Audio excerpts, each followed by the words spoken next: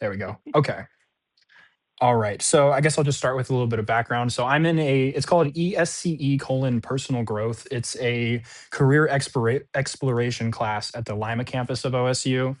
And we are Okay. tasked with our final for finding someone in a career that we are interested in to interview them about their job, why they were interested in it, and how we could go about getting jobs like that ourselves. Also, just to decide majors. So my name is Drew Schultheis. I'm a freshman at OSU Lima campus, and I'm undecided or haven't declared a major. I've been playing around with like there's like a motion picture couple majors at OSU if I wanted to go route because Uh-huh. I've always been interested in like videography and cameras and video editing. I've also always Okay. enjoyed history throughout middle school and high school. Those were always the classes I did the best in. And I thought when I was looking up, I was trying to find people within OSU just to make it easier to reach out and contact. And I found a lot of people that had like the title archivist. So I thought that sounded kind of interesting because I've always loved like preserving the past and making sure like that we understand and recognize why it's important. So I just wanted to start off with like some background on you, like what led you to choose this career for yourself? Sure. So I got an undergraduate degree in history. And when I was thinking about like next steps, I had really liked a historical preservation project I did as an undergraduate. And Right. I thought, well, that would be kind of cool, like building Yeah. preservation. Yeah. Yeah. Um, and so I applied to a couple of graduate programs and ended up at George Washington University in their graduate program specifically on building historical preservation. And in the middle of my first semester, I realized that I did not like it. Oh, okay. um, because what I really liked was the history part, but what it turns out is that the people who do that are getting not paid for it. Like they're not, you know, the part that interests me was like the volunteer jobs, not the ones that you could get paid to do. Right. The So people that, sorry. no, go ahead. I was gonna say, so of course the ones that are fun are all volunteer and not paid, but all the boring stuff is the only ones you'll get paid Exactly. for. Yeah. And I'm like, okay. So I actually reconnected with my advisor from undergrad, and he was like, all right, well, it actually turned out to be a good thing that the first two programs I had applied to four graduate programs, and the first two things I got back were rejections. And so, Oh, I was sort of panicking at the time, like, yeah. well, what if I don't get in anywhere? And so it was kind of like, well, what would I do instead? And so he kind of helped me revisit that. Um, and I said, well, I really liked archives. I liked that was the part was interesting to me was that research and historical nature of documents. And he said, well, why don't you do that? So Right. So you kind of figured it out and you're like, well, yes, do that. Yeah. right, instead of doing this thing that I don't like. And so I was already, like I said, I was at George Washington University in DC anyway, and so I looked around at what was already there. And the University of Maryland has a library science degree that has a specific archives track. And so I ended up applying to and getting into University of Maryland Okay. and and did the archives track, loved it. I worked at the university archives as a student. Um, did all sorts of different things, learned a lot. And when I graduated, I applied to anything that looked like an archives, type thing. Yeah. Just send them out everywhere. Yeah, and it's always a joke with my husband that we could have been in Oshkosh, Wisconsin. I was looking at a job in Little Rock, Arkansas. Like It could have taken the you fact anywhere. Yeah. yeah, exactly. And but was lucky enough that the university archivist here was looking for someone who was fresh out of school to be an assistant archivist. And so I was really lucky, to be honest with you. Yeah. And ended up here and have been able to get promotion and I'm in a faculty position and whatnot. So I've been here since 1998 in three Okay. different positions, Yeah. which isn't necessarily normal. I will be honest with you. I mean, it just has amazingly worked out for me. But a lot of other archivists and people that I graduated from and still are very close in contact with, They would take a 2-year grant funded position, to learn more about archives and, get some more experience under their belts, type thing. And then use that as a launching pad. But yeah, I have, somebody I worked with, works for the Kennedy Presidential Library. She originally did declassification of material for that library, Yeah, from the that's Kennedy pretty cool. Yeah. administration. Yeah, and then I have a good friend at University of Illinois, who works in their student life archives. They actually also have the John Philip Sousa archives. So there's a music component there. Okay. Um, there's there's just been people in a lot of different places. I have a different friend who's the archivist for Nationwide Insurance here in Columbus. So there's a wide range of things you can do Many with an companies you can archives work for degree. too, or institutions. Yeah, exactly. And there's I'll send you an email with the link, but I don't really even know who they are, but it's called Archives Gig, GIG.com, and but I'll send you the link. But Oh, you yeah, can, sure. That would be perfect. Thank you. what they do is they combine like job ads related to archives. And so it's really cool because you can see like what are people looking for? What type of degrees? Where are these jobs? What, that kind of thing. So I just pulled it up, and there's there's an archives in New York City that needs somebody, Harrisburg, Pennsylvania, South Carolina's on here, Austin, Texas. They even have Canadian ones. And so it's pretty cool because you can kind of get a sense of, oh, these are the types of jobs people are looking for now, and what are the degree requirements? Because in some cases you need a master's degree, in some cases you don't. It really depends on the position. Right. Would you say this is a field that's like in demand, or is it like harder to find jobs? So I think if you're willing to go other places, then there are jobs out there. I've talked to some people who are like, no, I have to, for family reasons, I have to stay in the Columbus area. And I'm like, there's That'll just make it harder not to find a position. exactly, Yeah. exactly. I mean, kind of the way I was talking about it when I was graduating, I was like, we'll go wherever, type thing. Yeah. Um, I'm just looking at, because I pulled up the site, like, you have to be willing, or maybe you end up in Bethlehem, Pennsylvania for a couple years, Right. or, And I love um, traveling, so that's perfect. I love adding like so states that I've never been there you to go. a list. Yeah.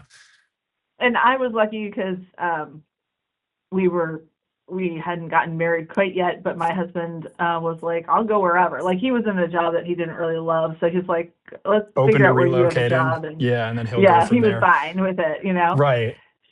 So, but yeah, I mean, I think if you can expand outwards, there could be some really good potential of places. Okay. So you said you have a bachelor's degree, is that correct? I have a bachelor's degree in history and a master's in library science. Okay. Okay, cool. Yeah, Yeah, they with actually I again was trying concentrated in to archives. right. Sorry. I'm No, looking at no, no. transferring to the Columbus campus within like either next fall semester or the following. So I think Lima actually does offer like a library science 4-year degree there to where you wouldn't have to transfer. But I'll have to look into that too. But just to move into your like your day-to-day type of work, what does like a typical day look like for you at your job? Well, so at this point, I'm now because I oversee the entire archive, so I do different things than I used to. Right. But I teach classes. Um, Okay. so it could be an English class, could be a history class, could be this semester I did a class with landscape architecture. And sometimes I go to the class, and sometimes they come here. Next semester, I teach a history of the university class, which is like a full class. That's always spring semester. I teach that as three credit class. Um, I do a lot of organizing between areas of the libraries. So for example, we have a preservation department. And so if we get a collection that came in from somebody's grandmother's attic, right, It might Yeah. not be in the best shape, but if it's something we want to keep, I work with the preservation folks and say, hey, can you come over, give us an assessment? Could you fix this? Could you clean it? All that kind of thing. So Right. I do Yeah. so I do a fair amount of that. Um, I'm also, I work on I'm sort of responsible for our oral history program.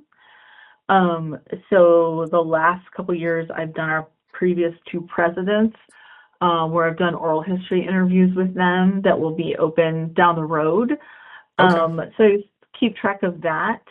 And then I work with units that are thinking about, oh, I've got this whole, office of a faculty member who's retiring. What do I do with this stuff? Oh, all of So their like files and documents and stuff. right, and we take some things, but we don't take other things. So working that through with them, and that's something that we have an assistant archivist, and she does that all the time. I only kind of jump in as needed Yeah. with that, but that was something like when I first started, that was one of my major roles. Okay, I gotcha.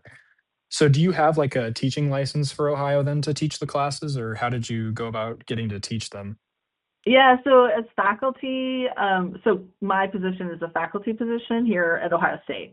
So because I'm faculty, I am designated as such with my, because our master's in library science is a terminal degree. So you can get a PhD, but it's very unlikely for people to get a PhD in library Right. science. And so because my position is a faculty position, sort of that gives me the ability to teach.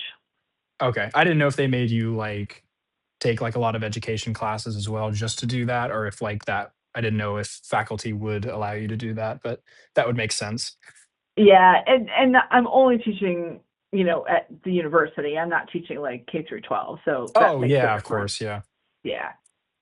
Okay. So, what would you say is the most enjoyable part or tasks of your job? The best part is that to me, the thing that I enjoy the most is bringing people together with the material. So that could be teaching. It could be also, I should have mentioned this before, I do a lot of presentations to alumni clubs, to both internal and external organizations. We are going to be hosting a group of staff in one of the other departments on campus, and they're going to come as part of like a professional development thing, and I'm going to talk to them about how they can use this material and what it would be helpful for, and what they might consider donating in the future. And so that part of aspect of bringing things to the people that could learn from them and use them, that's my favorite thing to do. Seeing them get excited about it too.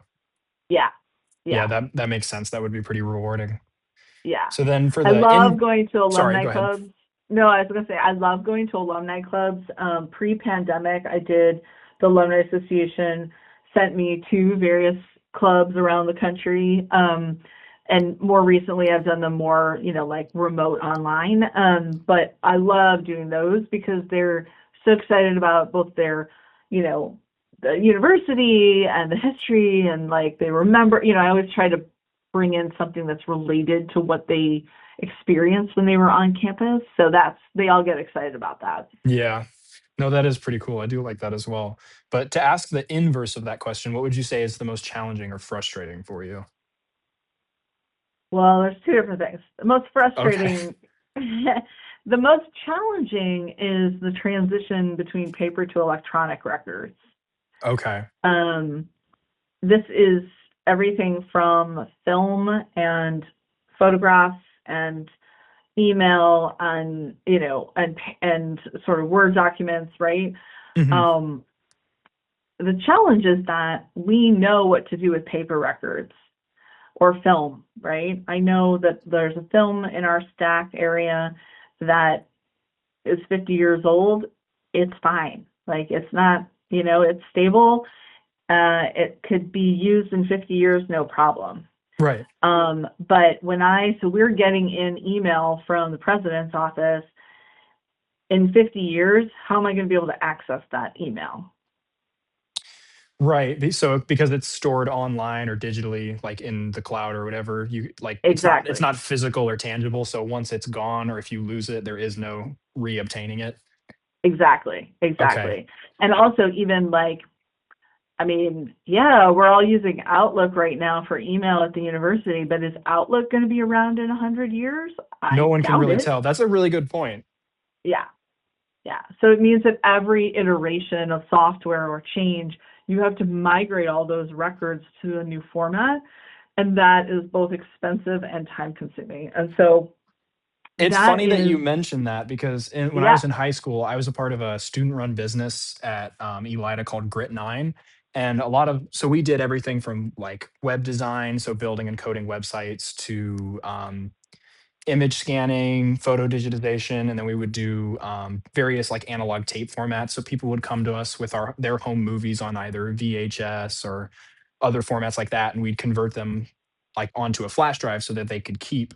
And I just remember how time consuming people would come in with boxes of tapes, and we'd have to sit there and convert each one 2 hours at a time for profit. Uh-huh.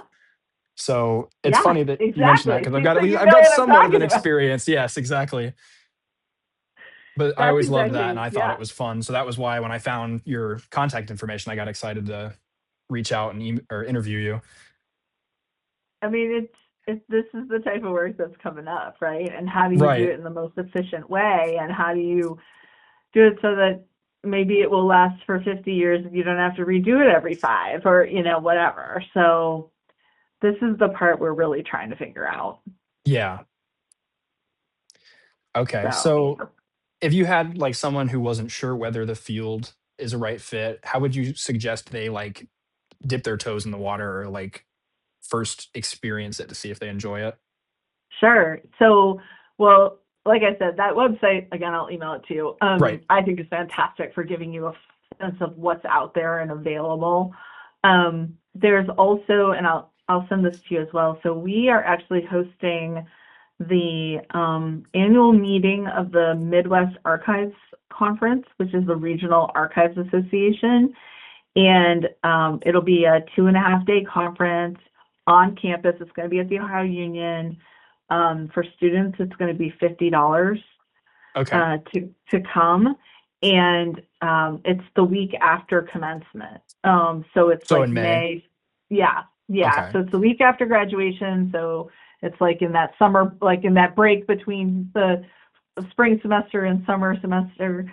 And we're really hoping to get students that might be interested in archives to come, because you'd be able to see the types of work people are doing and talk to other people, and it's great to just get to know each other. We have a setup where people that are new can sign up and be paired with someone who's been, to many conferences. And so that's a great way to just introduce yourself, that kind of thing. Yeah. What do they do? What kind of, work are they working on?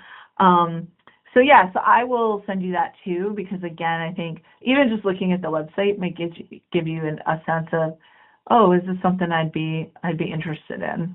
And you said this opportunity would be in Columbus, right? On the Columbus campus. Yeah, yeah. So we Okay. just happen to be hosting it. It's throughout the Midwest. So the one last spring was in Minneapolis, Okay. but this one we just happened to be hosting it this year. So Oh, that's yeah, perfect because I'm in Columbus a lot. I've got a brother that goes to OSU's main campus, and then I've got a lot of okay. friends. So I'm down there quite often. So that actually might be something I could look into because I should be able to attend that. Well, that'd be great. And just let me know. And, I can obviously hook you up with if I learn other people or whatever, because we've been Yeah. talking about, talking to, say, the history department or other departments on campus and, trying to convince students, hey, it's, 50, you're never going to get another conference for $50 where you don't have to travel to it, right? Like, Right. you don't have to worry about getting on an airplane or getting right. Like, so we're hoping to get a good number of students. I think once we get to spring semester, like in January, I'll start really sending out more information and whatnot. Yeah, that would But be perfect. yeah, Thank you for telling me because that's something I could easily go attend. awesome. That'd be great. That'd be Yes, thank great. you. Yeah. Um, Well, that kind of answered my next question too. I was going to move Okay, on to like volunteer entry level opportunities, but you did cover that, so thank you. Um, sure. what did you think this job would be like when you first started, and how did it turn out to be different for you? Well, I think I mentioned that so when I was in graduate school in the archives program, I worked in the university archives. Um, so that was helpful, right? Because I knew, oh, they do alumni tours. Oh, they do, that some of that kind Yeah. of thing because I did it as a student. Um, I think the size and scope of Ohio State, even though I was at the University of Maryland, so, also Big Ten school, but nothing's quite like the scope and the size of us, and including that we have, the medical campus and the regional campuses and all that is part of what we do here. Um, so that I think was a big thing. We're also responsible for records management at the university, and I had no experience at all in that. Okay. And Yeah. that's what that part is deciding what needs to be only kept for a short amount of time, and then according to the law, how, what you can get rid of.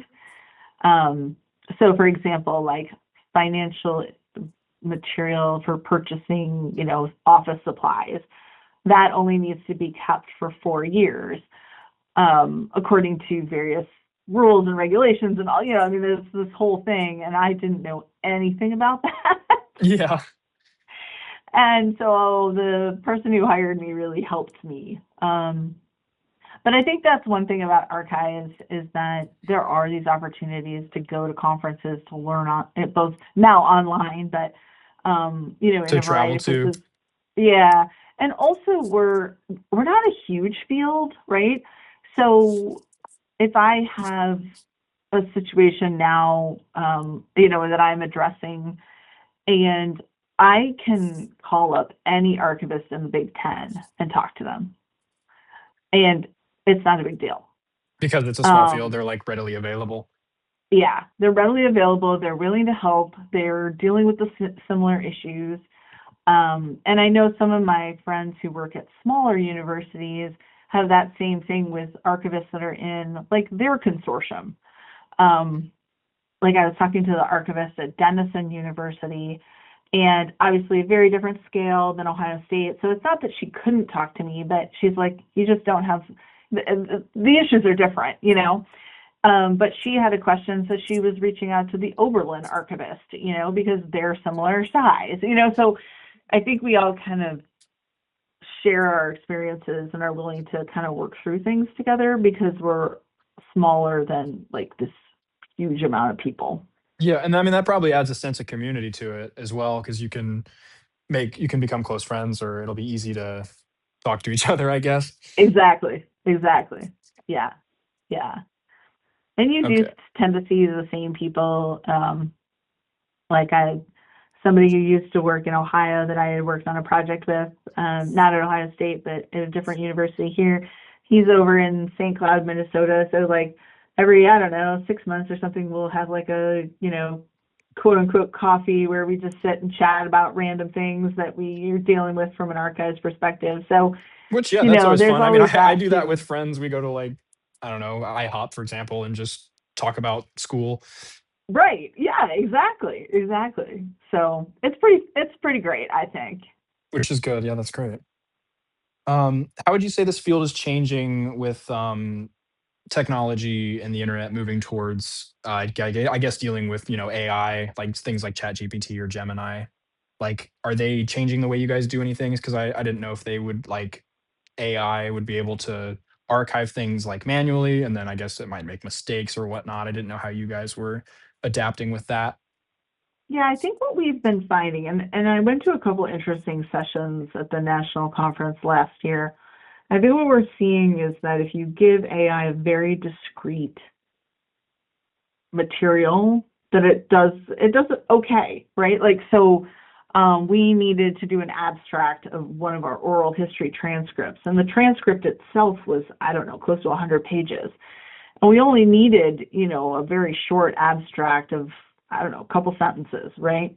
Yeah. And so giving it to, I think I think it went into Chat GPT or something like that, Yeah. saying, hey, give me a couple sentence, abstract of this, and it did okay. I mean, we had to tweak it a little bit, but it made it a lot easier. It made it a lot So faster than having to go through all 100 pages and writing an exactly, abstract. yeah, exactly. So, and I know our records manager has used it to help with like, I have these various ideas for a presentation. Can you like give me an outline, type thing. Right. Yeah. So I Which, think the thing because, that we, sorry. sorry, go ahead. No, I was just going to say, I know like the way you're supposed to do it is use it as a tool, right? Like have Right. it like help you along the way, not do it for you, which is what unfortunately a lot of people fall victim to. Yeah, I think the thing most archivists are worried about is not the tool part. Like I feel like we're all like, oh yeah, this could be really useful. I think what we're worried about is more like the sort of the scam aspect of it, right? Where you all of a sudden have a historical figure saying, I would vote for this person, or and then that comes into the archives, and how do you differentiate between what's real and what's not, and how do you describe that for the future? Right. Because I know AI, like a lot of times it'll like just randomly make stuff up, and then you have to be like, "Are you sure that's correct?" And they're like, "Oh my," like Chat GPT will be like, "Oh, my bad. Yeah, it doesn't look like that was real." Yeah, exactly, exactly. So I think that's the piece that people are most concerned about.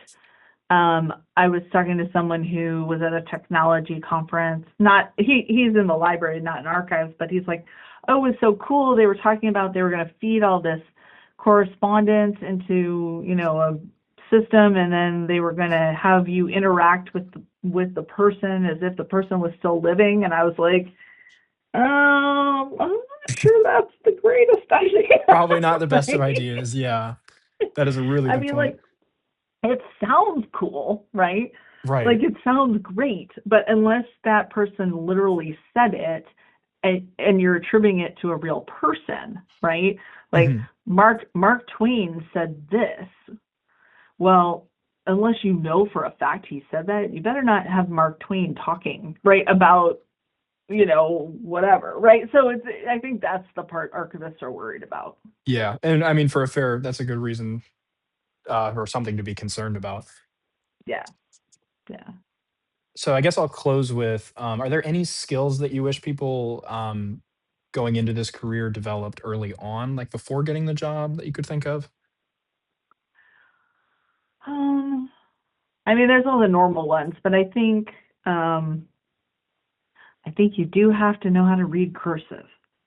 That's perfect. I mean, I still write in cursive. Like our school Oh, actually perfect. made us, yeah, our school made us, they gave us like packets and we had to like learn each letter and write in cursive for like That's I think fantastic. at least A grade, and then they let us go back to being in print. But I do know how to read and write in cursive, yes. That's great. That's very Which good. today not many people do, yeah. Like I'll have like No. one of my friends will be like, "Hey, can you read this?" I'm like, "Yeah." Yeah. Well, this is the thing because even though a lot of it is transcribed, they get, older historical documents. You're like, Trying yeah, to read manuscripts, it's like, "What is that letter?" right, right. Yeah. And sometimes you learn over time, but still, yeah. Which is funny because So, in my English class right now, where it's medieval themed, so like we'll use like medieval manuscripts, and we have to sit there and try and like figure out what the text is actually saying. So it's funny that uh-huh. you mentioned that too, because I've been I've been doing that just in this semester. Well, that's good. That's very good. Yeah, ironically enough, yeah. Yeah. And then even if you're in a position that's mostly behind the scenes, like organizing collections that come in and stuff like that, you're still probably going to have to interact with the public in some capacity. Now some people do it more than others, right? Right. Like so kind of that base knowledge, which you can get by working fast food, working at, like there's a lot of different ways to gain that experience. Um, Right. but even behind the scenes archives work still has something related to the being external. So, there's that combination. Yeah. Which I mean, I've all 3 jobs I've had were all in fast food, so I've been dealing with people There in you a go. customer service aspect, yeah. Well, the other thing I would say is that if you transfer to Columbus campus and are interested, we do hire students at For the archives. on-campus jobs, hmm that would be Well, I perfect. mean, they're hourly, student job, but yeah. Right. It'd be better than working at Starbucks, which is what I'm doing right now. Well, you might make more money at Starbucks, but that's Well, a that's different fair, question. but I would also gain experience. It's something to weigh, I guess. Yeah, yeah. So, uh, it's just something that we are on West Campus, so sometimes our location is a deterrent to people. But we have one student this semester, and she's been taking the bus over here, and she's like, it works like clockwork. So I'm like, okay, great. Right. Um, Which that would and be then there's perfect for other. me. Sorry. No, I was just gonna say there's also some special collections and archives on Central Campus. Okay. I was just gonna say that would be perfect for me because I'm gonna have to bring my car because I'll be living. My brother has like a condo down there, so I'd be driving to and from campus every day if I transfer. Oh well, there you So as go. long as there's a place to park, that would honestly work out perfect for me. We do have parking, and it's West Campus student parking, the whole lot. So Perfect. you don't have to get a high level pass to park here. Right, not the ones that are like almost $2,000. Yeah, yeah, yeah. All right. Well, that's all I had for you today. So I wanted to thank you for taking the Okay, time out of your day to talk to me. It was very helpful, and I had a lot of fun talking to you. awesome. Well, good luck on your assignment. Thank you. Um, I am here all week, so I mean, I'm here till the break on December Wednesday 24th. So okay. yeah, so if you are like, oh crap, I forgot to ask, just shoot me an email. Yeah. Okay. Thank you. And, no worries at all. And as soon as we get off, I will send you those 2 links just so you have them. Which would be perfect. Thank you. Yeah, for sure. And then the only other thing I have to ask of you is that our instructor asked that you email them Oh, your right. like name, title, and like our interview time. It's Yeah. richardson.607@osu.edu, but it should be in the original email that I sent you. If you can't find it, just let Okay. me know, and then I'll shoot you another email with the link to her email I have yours. Richardson 607. at osu.edu. Yes. Yeah. Okay. And I'll copy you on it too, so you know that I sent it. Right. Thank you. That would be perfect. Yeah, for sure. All Well, right. good Well, luck. Keep yes. in Thank touch, you. Yeah, absolutely. I and will. I'll hope have to to talk look to you again for soon. Yeah, I'll have to look for that opportunity in the spring around commencement time. That'd be great. That'd be great. I hope you can. Yeah, thank you. So, all right. Well, Yep. have a good rest of your day. You too. Thank you. Okay. Take care. Bye bye. Yep. Bye bye.